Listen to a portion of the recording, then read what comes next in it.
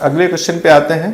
ये surface tension से पूछा गया है जेईई मेन 2024 29 जनवरी को। यहाँ पे दो स्टेटमेंट है, आपको बताना है दोनों में से कौन सही कौन गलत है। स्टेटमेंट 1 कह रहा है capillary tube is first dipped in hot water and then dipped in cold water, the rise is higher in hot water. कह रहा है कि हॉट वाटर में जो राइज है, कैपिलरी ट्यूब का जो राइज होता है, इसको कैपिलरी राइज भी कहते हैं, वो हॉट वाटर में ज्यादा होगा कह रहा है। सेकेंड स्टेटमेंट कह रहा है capillary tube is first dipped in cold water and then dipped in hot water. Capillary tube को कोल्ड वाटर में रखा गया, उसके बाद हॉट वाटर में रखा गया। ट्यूब वही है, बस वाटर का टेम्परेचर हमने चेंज किया है। The rise is higher in cold water, कह रहा है कोल्ड वाटर में ज्यादा राइज होगा। दोनों में से कौन सा स्टेटमेंट सही है? एक कह रहा है कि हॉट वाटर में ज्यादा राइज करेगा, दूसरा कह रहा है कोल्ड वाटर में ज्यादा राइज होगा। दोनों सही नहीं हो सकता, तो एक स्टेटमेंट कोई ना कोई गलत है, राइट ना। Both statements are false, both statements are correct, ये दोनों ऑप्शन हमारा नहीं है।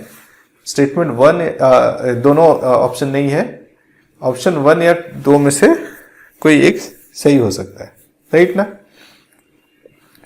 अब जो कैपिलरी राइज होता है H, उसका अगर फॉर्मूला आपको याद है तो उससे भी क्वेश्चन सॉल्व किया जा सकता है। फॉर्मूला क्या है? सिर्फ फॉर्मूला है 2s into cos theta divided by rho R G, ये फॉर्मूला है। सर यहाँ पे सबका मीनिंग समझते हैं। थीटा जो है कांटेक्ट एंगल कहलाता है, जो वाटर और ग्लास के लिए कोल्ड वाटर और हॉट वाटर में दोनों में लगभग सेम रहेगा। ठीक है सर, क्या वेरी कर सकता है टेम्परेचर चेंज करने से?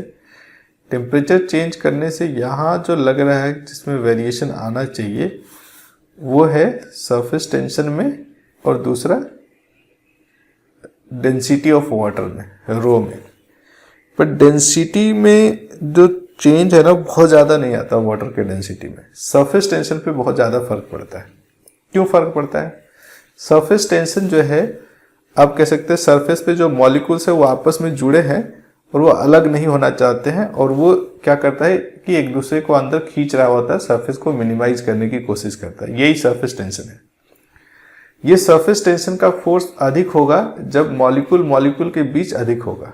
जहां मॉलिक्यूल मॉलिक्यूल के बीच का फोर्स कम हुआ तो सरफेस टेंशन कम होने लगता है। सरफेस पे जो मॉलिक्यूल्स हैं उनके बीच का जो फोर्स है, फोर्स ऑफ इंटरेक्शन, उसका टेम्परेचर के साथ क्या रिलेशन है?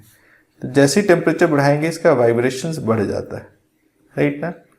जब मॉलिक्यूल ज़्यादा एनर्जेटिक होता है, ज़्यादा वाइब्रेट करता है, तब उसका फोर्स जो है वो डाउन हो जाता है। यानी टेम्परेचर बढ़ाने से सरफेस टेंशन घटता है। टेम्परेचर बढ़ाने से सरफेस टेंशन घटेगा तो ये कैपिलरी हाइट जो है वो भी क्या हो जाएगा? घट जाएगा। यानी हाइयर टेम्परेचर पे हाइट कम होगा, कोल्ड वाटर में ज़्यादा राइज करेगा। The rise is higher in cold water, ये वाला जो स्टेटमेंट है ना वो सही लग रहा है। पहला वाला स्टेटमेंट गलत है, rise is higher in hot water. Hot water में सरफेस टेंशन घटा जिससे राइज कम हो जाएगा, और राइज कम होगा तो पहला स्टेटमेंट सही नहीं है। स्टेटमेंट 1 इज करेक्ट, ये जो कह रहा है वो गलत कह रहा है। Statement 1 is false while statement 2 is correct. ये वाला ऑप्शन आपका सही ऑप्शन होगा।